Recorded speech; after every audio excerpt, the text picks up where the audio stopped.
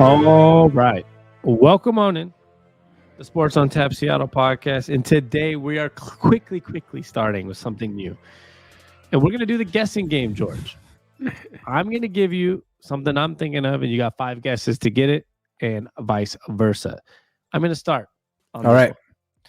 I'm thinking of a former Seattle Seahawks player. Okay. Is he a wide receiver? No, that is one question down. Is he from the offensive or defensive side of a football? Good question. Defense. All right. Is he from the secondary? Yes. You have 2 questions left. It's going to be a tough one. Is he part of a Legion of Boom? Yeah.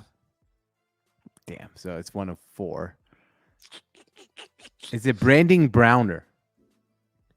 Brandon Browner? Is it Browner? No. Okay. I'll give you one more guess. Is it Earl Thomas? No, it is not. It was Cam Chancellor. That was way too obvious. I was going to say Cam Chancellor for some. I was like, that was too easy. Ah, man, that's bullshit. I know. I kind of purposely went with the easy one to see if I could throw you off. Anyway. All right. Well, I'm also thinking of a Seattle Seahawk former player. Former player. I'm guessing it's not an easy one because it is not an easy one. That's not a question. That doesn't count as one of my 5 questions. Offense or defense? Offense. Okay.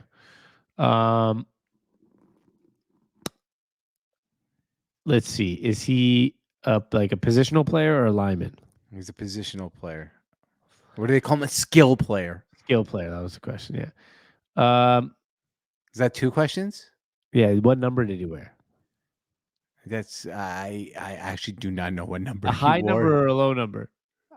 I don't know. Not you can't. This what? I don't know what number he wore. God damn it. Okay, so I still only on 2 questions. What position did he play? Running back. Is it Sean Alexander? It is not Sean Alexander. Is it someone I even know? Yes. Is it a dude? Is it the dude you brought up on the podcast a couple weeks ago that you said his running style reminds you of Kenneth Walker? It is not. That's you're at like 7 questions now. No, I didn't. You didn't answer 3 of them because you didn't know their number. That was just one question. Is it Warner? No, it's not Kurt Warner. Okay, then give me one more.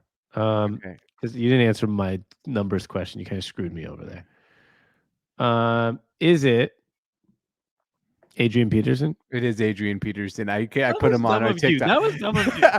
Well, no, it's kind of a trick question. That was a, like I was gonna say, that was not very intelligent of you to use him because you literally made a TikTok today about a random Adrian Peterson. I took that TikTok, made it into a tweet on our account. That's what I should have guessed that from fucking first guess. I knew it was kind of like you and Cam Chancellor. I was like kind of obvious. Like then I was like, oh, he's never gonna stay. Make a video and tweet about Cam Chancellor today. You literally made a video and tweeted about Adrian Peterson, and he wore number 21, I think. Did he? Okay, I wasn't sure. You didn't know that after making an entire whole ass video about him today. For some reason in my head it was like 29, but I don't think it was 29. I got it on the screen. Here you go. Big 21. Wow. There it is. All right. Peterson, yeah. Although I will do this. This is a little off topic, and we did not plan this before we do our intro. But I did tweet it out after you brought up Adrian Peterson, and it brings up an interesting thought here. I tweeted out on our account on @Sant Seattle, plug SONT Seattle, that he might be the most random Seahawk of all time. And boy, did we get responses about like Jerry Rice, John Randall. Yeah, Jerry Rice and T.O. was one of the most. But I wouldn't count T.O. because he never played a regular season game. Yeah, he was training camp. Yeah.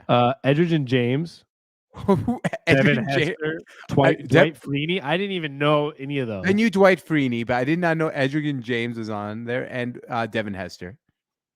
Yeah, I didn't know Devin Hester either. What else did we get? There was, well, I did happen to say in Seattle sports, and somebody brought up the Patrick Ewing. Said Patrick Ewing would like Patrick a word. Ewing for sure. Harris, is that Franco Harris? Franco Harris. Yeah, I forgot about him. I got that one. Let's see. I think Freeney was another one. I'm trying to see if there's any other one. Ricky Henderson, was he in the M's uniform? Yeah, he was on the Mariners. Yeah, in his first Mariners at bat, he homered.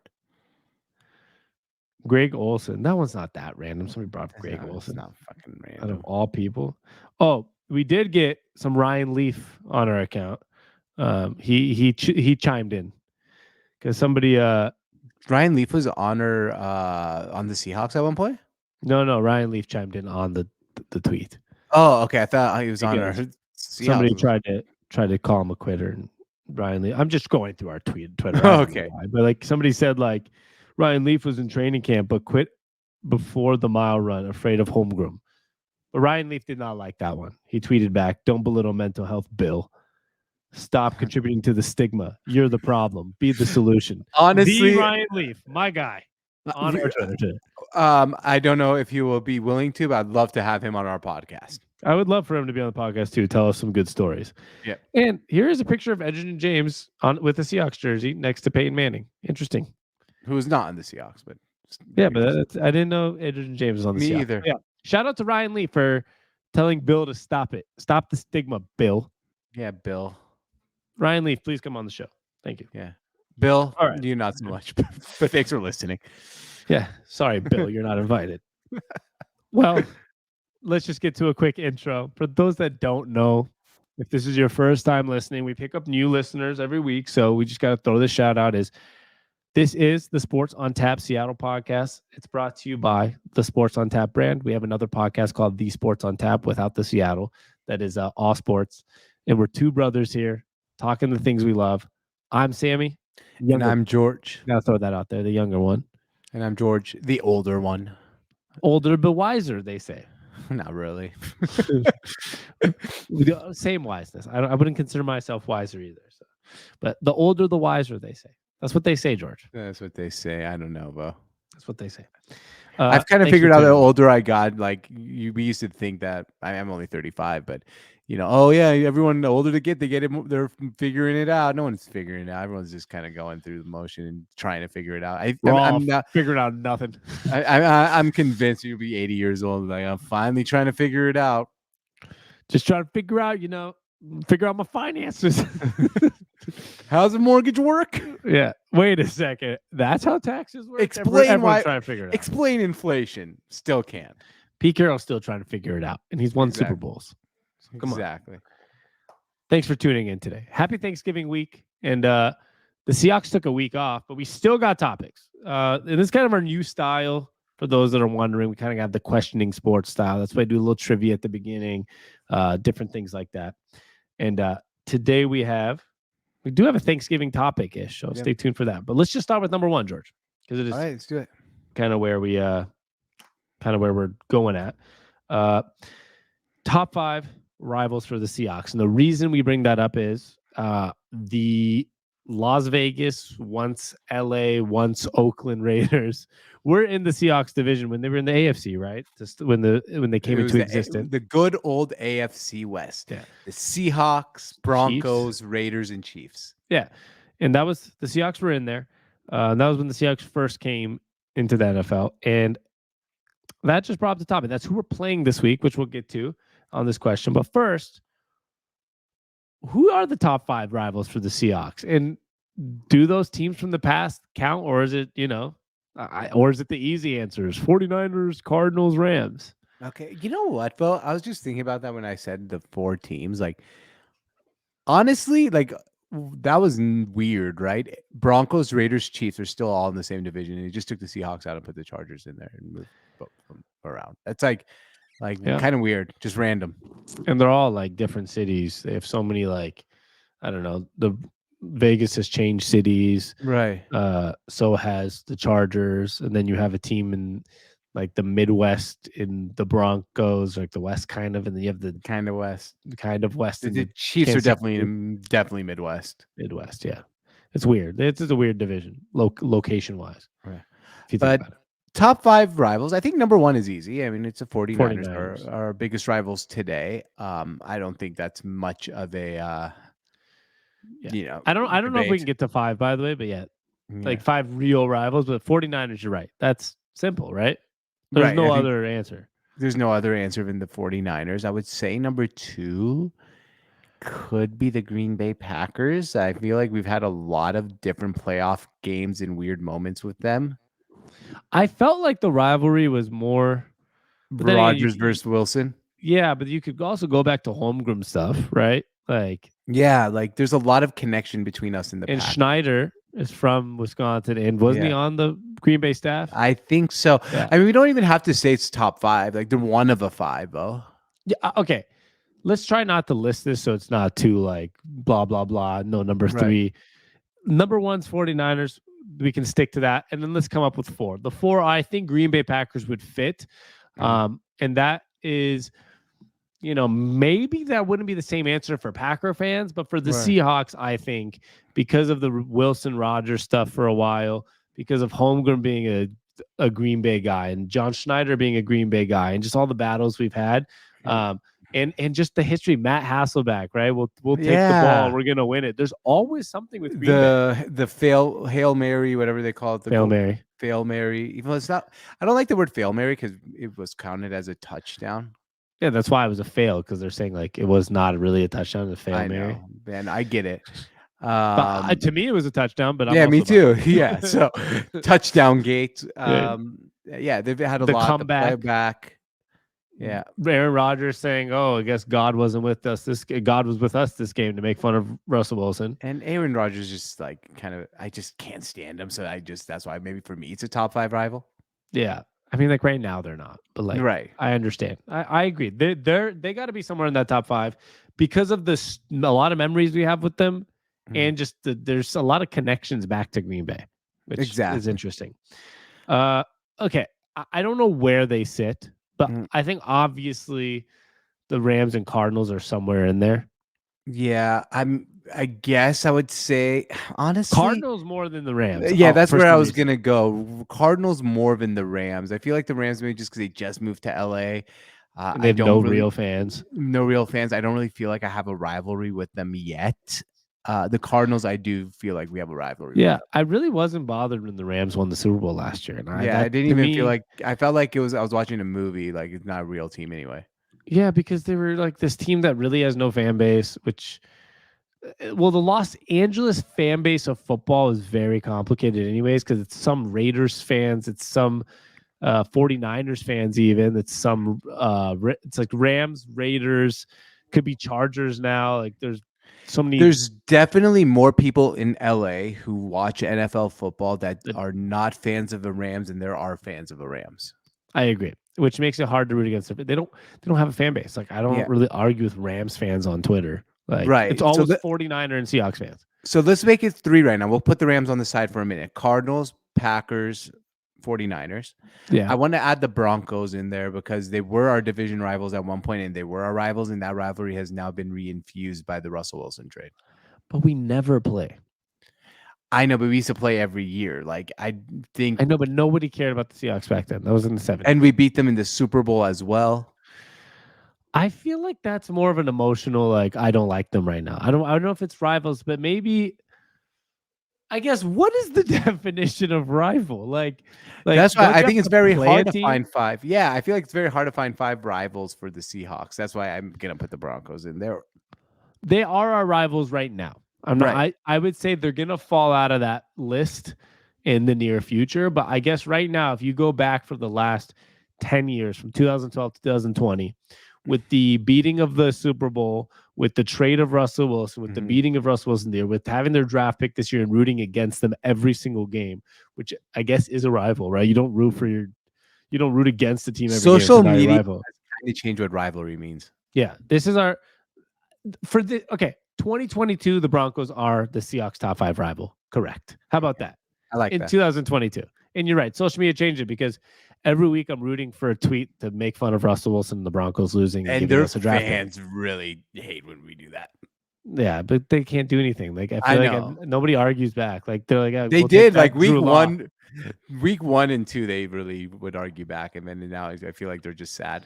Now they're like, give us back our backup quarterback. I saw something on Reddit, like a Raiders fan went to the Broncos game last week, and he posted in Seattle Seahawks Reddit, and he's like, "Hey Seahawks fans, I just want to say I went to the Raiders versus Broncos games. I want to say it's really sad seeing how the Broncos fans have now react to Russell Wilson." Like, and he just like went on this whole thing, like they're really sad about it, and they're really mad at him, and like no one really likes him in Denver. And I was like, oh wow, that's sad. Welcome to our lives. Yeah, so I just wanted to say that. So we have 4 now. Are we going to put the Rams in there, or do you have a better 5th rival? Those 4 we said. Yeah. I don't know. I don't want to put the Rams for some reason, but it's We probably could the put Rams. the Raiders because of like historic rivals. I Yeah, don't but really feel it's that. not. It's not. We just used them as a cop out for this topic. It's Right. not the Raiders. I mean, like Maybe if there's we had our old helmets, it would be, because when it used to be the old helmets versus the Raiders helmets are kind of like that silver. That was aesthetically very beautiful football. name one game where you're like, oh, Raiders Seahawks, that game. Ooh, never. Yeah. The only other one I could say is Tom Brady, but he's a rival of every team because Right. he beat us in that Super Bowl. He's, we've had a lot of battles with the Patriots and I guess now the Bucks last week, but they're not a rival either. There's got to be one like really weird one that I'm trying to think of. Like the Packers was kind of that weird one, but it's not the Raiders. I have no emotion going against the Raiders this week. Like I feel like we always play the Vikings, but I wouldn't consider them a rival. can't I even feel remember like they ever always losing. fuck up against us. Yeah, Yeah. I just feel bad for them. Rivals. God, that word. I know. That's why the topic is kind of interesting, because it's hard to find 5 rivals for the Seahawks. It's the Rams. Let's just Yeah, let's give it to the Rams. I mean, yeah, it's obvious. We're trying to find reasons not to put them. It's the Rams. Yeah, I think the Green Bay topic was the most interesting one, though. That's Me the too. topic. And fuck the 49ers. I don't like them. Oh yeah, there are definitely our rivals. Yeah, there are rivals. With that said, I'll do a follow-up question is, how you feeling about this game against the Raiders, though, for real? Because I think they're going to win. I think we're going to win, but we have to be careful. It's a little bit of a trap game. It's one of those games where I feel like too many fans are like, oh, yeah, here we go. Easy one. It's never easy. But, Pete Carroll is a veteran coach. A couple weeks to prepare after the Germany game. I think it's a good spot. But just we can't overlook the Raiders. Yeah. Coming off that Germany game, you can just see that we didn't really lose a step. It was just the first half in Germany, which I never, ever, ever take anything away from these international games. Because like this was a weird situation. You fly to Germany, you'd have like to prepare in a different country and time zones. It's a 6:30 a.m. game in Seattle. So I wasn't really worried about the performance, because by second half, I mean, if we played like that by the end of the second quarter, we might have pulled out the win last week. So I'm not really worried about the team in terms of like what I saw from the Germany game, but I agree with you. I'm worried about, hey, like Derek Carr and the Raiders are, first of all, in a must-win situation. Mm-hmm. We now have our backs against the wall a little bit. We're tied of San Francisco in the division. Yeah, so we need somehow to like there's a bunch of teams in the race right behind us, despite our good record for the wild card spot. So I wouldn't say, I think it's not a must win for us, but it's pretty close. Like this is a momentum shifting game. We have to play well. Yeah. I agree with the momentum situation. And then the Raiders just came off a win, so they're going to be a little bit higher on confidence than they have been in the recent past. But I'm not way too concerned, and it's a home game, so that's it. That's helpful for me. And we only have, I saw something, we only have 2 road games left on the season. So that's actually very, very positive news for us. It is positive news. Well, speaking of the road games, I'll just bring it up now. Our second topic here was, would you rather see a Seahawks Thanksgiving game? Do you like watching your team on Thanksgiving, or holiday games in general? And the reason that I brought that up now that you said that is we do have a road game in Kansas City on Christmas Eve. And that's one of those extremely hard road games that we have coming up the rest of the season. But would you rather see the Seahawks on a Thanksgiving? Do you like seeing your teams, including the Seahawks, playing on a holiday? I don't personally. Here's why. I'm already doing a lot of stuff on holidays, right? And I don't like distractions during my favorite team's games. And usually that ends up being a distraction, because especially when you live in a city that you're not from. We live now in Phoenix. It's like sometimes you'll get invited somewhere. You might have something to do, and not everyone is want to revolve around that holiday game. There's always, maybe it's not possible to be fully focused on it. I rather when it's my team's game, I rather my favorite scenario is like Sunday night football or Monday night football during a non-holiday time because I can like literally it's the only thing going on. Yeah, I think my only exception would be Thanksgiving. I do actually like Thanksgiving games a lot. Okay. I don't think I'd want the 5 p.m. game though. I think I would like one of those 10 a.m. Thanksgiving games. Wake up The in the morning. Lions game, not the Cowboys game. Yes, not the Cowboys game because the Cowboys game. Well, there's always a third game now, isn't there? Yeah, which is at 5 o'clock game. Yeah. Who are the other two teams? Just random, right? Always. It's always random, yeah. Okay. But I wouldn't mind the 10 a.m. game. Wake up, have my coffee, sit down, watch football, and then because by 1 o'clock is when either you're helping family or you're getting ready to go somewhere to a family's friend's house for Thanksgiving, or your dad asks you to go fill the propane tanks, or like one of those. Yeah, You're always doing something during the second quarter of the Cowboys game. I feel like. Yeah, there's always something. Whether it's eating, like you got to eat at some point on Thanksgiving. You got to help at something. That's the whole point of Thanksgiving. Yeah, and giving thanks. Yeah, of course. Oh yeah. Oh wait, helping. Forgot about that one. Hey, come on, George. The point of Thanksgiving is to eat. No, it's to give thanks, and I'm giving thanks to the Seahawks for not playing this Thanksgiving because I don't like being too distracted. But if it was a 10 a.m. game, I'd like it. My biggest issue is though, George, and I don't know how I feel about it. I don't know if we've ever had a game on on Christmas Eve, but we do have our Christmas Eve game this year. I don't know if I love it. I don't. I'm telling you right now, I don't love it because, like, of course, you're gonna have. Right now, we're not married, but our mother, for example, like, I was gonna do it in Arabic. I'll do it in Arabic for those we speak Arabic. It's football, which means is it really now time for football? She's definitely gonna say that on Christmas Eve. Well, maybe not our mom because she knows that we watch football. A lot of moms in Arabic would say that. Most moms, not our mom. Our mom would be like, whatever. They're watching the Seahawks. True, well, but is it a normal time game? I don't. I think it's 2 o'clock. Oh no, I don't know. Actually, that's a good question. I'm wondering. I actually am checking because this is actually something that I'm very interested in. George, I'm about to sneeze, so you talk. All right. Well, Sammy sneezes. Thanks for the warning there. Sammy doesn't sneeze much on this podcast. It doesn't matter what time it is. Very random comment. I know. Sammy doesn't sneeze much on this podcast. No, I've never heard you sneeze. But in general, I don't think I hear you sneeze very often. In general, you're not a sneezer. Not a big sneezer. But in general, I don't know. I don't know if there's a good time. Maybe if it's the morning game while you look it's 10 a.m. 10 a.m. I guess that's a good time. I guess it's not bad anyway. You're not doing anything at that moment. It's a Saturday. It's so weird. It's 10 a.m. Saturday game. Yeah, that's weird. Huh. Well, interesting. It's not bad. It's not bad. I just don't like the midday night games on holidays. Because I, like you said, I always miss those games. But I think I would, to go with the question, I prefer no holiday games. Okay. Yeah, same here. Are you nervous about that game, by the way, though? The Chiefs game? Yeah. Yeah, I think Patrick Mahomes is the best quarterback in the NFL, and I think the Chiefs should be the favorite to win the Super Bowl. So, yeah. And that week is going to be when we're probably looking at playoff scenarios. The division. Yeah, that's going to be a tough game on the road. But you know who I believe in? I think a guy by the name of Geno Smith. That's who. Beautiful. Okay, love the Seahawks. We're moving on to the Mariners, though. But shout out to the Seahawks, and let's get a win. So next week I would love to come on this podcast with a lot of topics about the Seahawks' big win. But love it. They had no game this week, so it's a little bland. But we'll go on to the Mariners, George. Teoscar Hernandez from the Blue Jays, the man who hit 2 home runs against us in the wild card game that we came back down from 8-1, whatever it was. Awesome game. Mariners trade for him. We obviously give up Swanson, give up a prospect, whatever. My real question is, this is a very large move, but would it be disappointing if this is the largest move we make, or if this is kind of where it flattens out? Or do you expect the Mariners to like make a huge splash? Because I'll give you my answer quickly is I'm expecting a huge splash at some point. I want something big, a Trey Turner, a Carlos Correa, something big. Good question. This is big.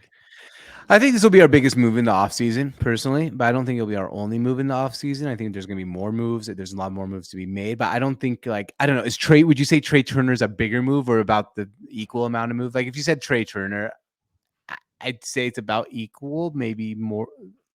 What would you say? I don't know. I think Trey Turner. Because you brought that name up, so I don't know. Like, is that a bigger move? Same, not? He's 29 years old. I'm gonna He's say he's a 302 batter in his career, which we don't get a lot of. no. Well, these days, especially. Uh, I guess it depends what you're looking for on the Mariners. Like we had a lot of power last year. Yeah, I just couldn't get on base much. Yeah, so That's not. a 302 hitter that gets on base is also a very huge deal for us. And we'd be filling a gap of, we need to get rid of the we need to get one more infielder and one more outfielder. So I feel like we did get that outfielder in Hernandez. That's where I'm like looking at an infielder because Hernandez was a huge move. Don't get me wrong. I mean, the guy's got a 270 of 25 home runs. That's not more you can ask for. Yeah, I just would like to see. I'd like to see a second baseman come in or a shortstop and move Crawford to second or whatever. Like, just another middle infielder and see where we can go from there. But I think in general, you got to feel pretty good about the team going forward. Either way.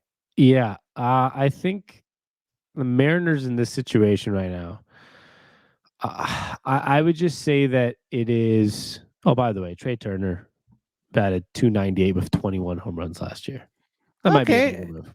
It might be bigger, but it's not like Aaron Judge is a bigger move. Carlos Correa is a bigger move. Like, there's no like debating what's a bigger move. Yeah, I guess he was an all-star silver slugger and 11th in MVP voting, so it's a pretty big deal. Big deal, yeah. He's not an Aaron Judge, and we're not going to get Aaron Judge. As much as I kind of thought so for a little bit, kind of hoped for it for a little bit, but I just don't think it's happening. Like, it's not happening. Let's just be honest with it. He's going to San Francisco or signing with the Yankees. Or the Dodgers as the third option. Yeah. He's going to one of the California places or staying in New York. And then Correa is an option, Trey Turner. But then again, when you say these names, right, Hernandez is kind of just as big of a move. Yeah, I mean, I wouldn't say just as big, but it's a big move. It's a big move for sure. And he's not, is he 29, 30? 30. Like, he's not old. He has like last year on the contract, I believe. Last year on the contract. Okay, I mean, let's see what he brings out of it. It's not like a long-term deal. It's a big deal, but to answer your question fully, yeah, I'd be disappointed if it's the only move we make, but I won't be disappointed if we don't make another like huge splash. I think the team's pretty solid. So you're pretty much at the point where you could be more satisfied, but you're not going to be very disappointed. Basically. Yeah. And I enjoy the meal. If the dessert is like not really that, if I have no dessert, like I'm okay. Let me give you our projected like starting lineup right now. Yep. Okay. And tell me where you would like to see potentially what? Second base. Yeah. Our second base, it could be worse. It could be worse. But I'd like to see an upgrade there. Yeah, I just think that Frazier did play good in the what's it called? The wild card game? Yeah. So yeah, okay. I'm not gonna be a complete hater on it. Man, I think I deleted this photo off my phone. I had like what's it called? The Mariners. Here it is. I got it. The Mariners. Here we go. Projected lineup 2023. As of right now, where it's sitting. We have at left, it would be Jesse Winker. I know you'd like to see something different there. Or maybe he revitalizes, bro. The guy was an all-star in 2021. Or maybe it's by committee. It's Kalenic, it's Winker, it's, whoever's there. Whoever's there. Yeah. Julio at center, we're good. Teoscar Hernandez at right. We're good. JP Crawford at short or second. Let's just give him a short or second. He's a middle infield. I think we're good there, right? Mm-hmm. Dylan Moore. He's utility. Just like he's who's going to be your second baseman if you don't figure something out. Okay, yeah, and he's okay. He's going to end up playing 80 games one way or another. Yeah, and we're obviously good with Cal Rayleigh, Ty France. That's at first. And Suarez. Yeah, so the Game Day app has it projected as Toro at third and Suarez at DH, but that's probably a committee thing. Yeah. I want Toro off the lineup. Yeah, we need one more guy that can come in, but it's look, the free agency hasn't even started yet. I don't know, like I think once what do they call it, the hot stove league starts, like then I'll have more to say once names are actually really really heating up. I think, yeah. So it's pretty simple. We could use one more infielder, and we could potentially use one more outfielder, or it's going to be outfield by committee. But I think the infield is a clear place that we could probably do a little upgrade, right? Like you don't Absolutely. want Toro and Dylan Moore starting in your lineup. No, I mean, unless they're, I guess with Dylan Moore, unless he's a utility guy playing 60 games a year, coming in And once same in a with Toro. while. I mean, there's going to be injuries coming in and out of lineups. That's just how sports work. So, I mean, those guys are guys who can fill in when needed, but you don't want to bank on them as your everyday player. Yeah, at all. And I don't know if Haggerty the same thing. Yeah, even though he has a lot of swag. Yeah, he is swag Haggerty, dude. That guy's awesome. Not gonna lie. I think it's gonna be a cool year, man. I think, and Me if too. you go look back at it in the playoffs, it's my last comment on this because whatever, we still got to improve. If you look back at the playoffs, outside of a game for like, honestly, if we had a 7-game series with the Astros, we might have done even better than the Phillies. We gave the Astros more problems than most series did. Exactly. I mean, it was the season that we wanted to. We took our step forward, and let's just wait until next season and see. Like, if you're going into next season, you're feeling good already. You already added a piece into your lineup. Yeah, Now there's still to see what is going to go on with Haniger. Are we? I doubt he's back with us, but we didn't really get much out of him in the playoffs anyway. is we have there's a lot of weird things going on with the Mariners in terms of like the Haniger, Winker, Kelnick. The outfield's in a really odd place because you have Hernandez and Rodriguez, obviously done. Mhm. But that left field spot, like we're talking about guys like Kelnick, who's supposed to be a star, Jesse Winker, who you traded for, who is supposed to be like an all-star caliber player, and you have Haniger, who was once an all-star that is like kind of a fan favorite, but just can't stay on the field now. And it's Yeah. like if he signs But for but but hella may, cheap, but maybe if he signs for cheap and you move him to DH, if now all of a sudden you're fixing your problem of staying on the field because now yeah, you're not asking him to play the field. So, 100%. but I mean that's just where we've been as a Seattle Mariner fan my whole life, where we can't find a left fielder, and here we are still can't find a fucking left fielder. It's like the curse of left field.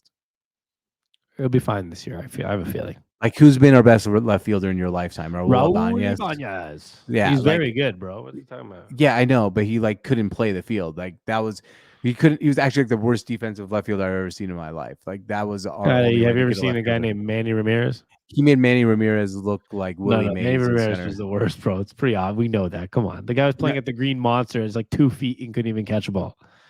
I think Ibanez was worse.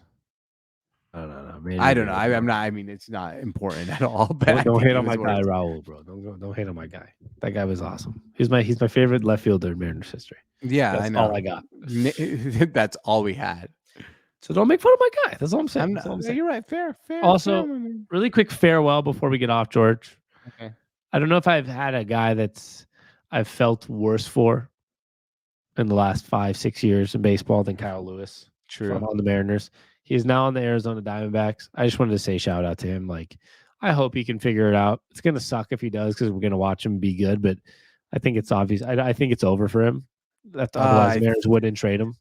I think it's hopefully not. I mean, I'm rooting for the guy, but Me too. I think it's over for him as well. Feel bad, but hey, man, injuries in sports. That's what it is. It's unfortunate. Yeah, but it's this really sad part of that is, man, he was the 2020 Rookie of the Year. It was like our Julio this year, right? Where you're like, sweet, we got a superstar, I'm knocking and on just wood, man. nothing. Knocking on wood about Yeah. that. I mean, Julio's bit was much better than him. I know, Obviously. but just injuries. I know. That's It's just what sad to scares me. see. The dude was Jordan Brand sponsor. Everyone loved him. Was, Rookie of the Year during COVID seasons, brought some hope, and then nothing since. Nothing Right, since. and nothing. I mean, he wasn't even good enough to call up into the playoff roster. So I Yeah, hope seriously. hoping though, like okay, Kyle Lewis didn't pan out. I mean, that's the end of it. Maybe Kelnick can pan out this year, which would be great. We'll find out. It was at least we had something at the end of the season with him. Yeah, I mean, didn't do anything in the playoffs, but we had some hope. Yeah, I know. I'm hoping. Yeah. Me too. Seriously, me too. But good work by the Mariners on Hernandez, for real. Another Hernandez in my life. Well, happy Thanksgiving week. Happy Holiday Thanksgiving week. seasons are kicking off, my friend. Absolutely. One of the best times of the year. And hey, if you like all sports, we talked a lot more about Thanksgiving for some reason on our all sports podcast. So go check it out, the Sports on Tap podcast. Look at you, 2 plugs in one show. What was my other plug? I plugged it already in the beginning. In our intro. You did. Georgie. Yes, you did. I You did. That's Yeah, why I was that's right. surprised. That one that threw me off. Two plugs. That's new. Yeah.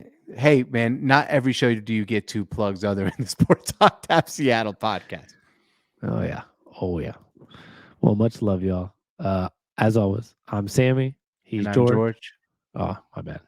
It's all I was good. just I was trying to set you up. You know what we like to say. Thanks for stopping by. Peace.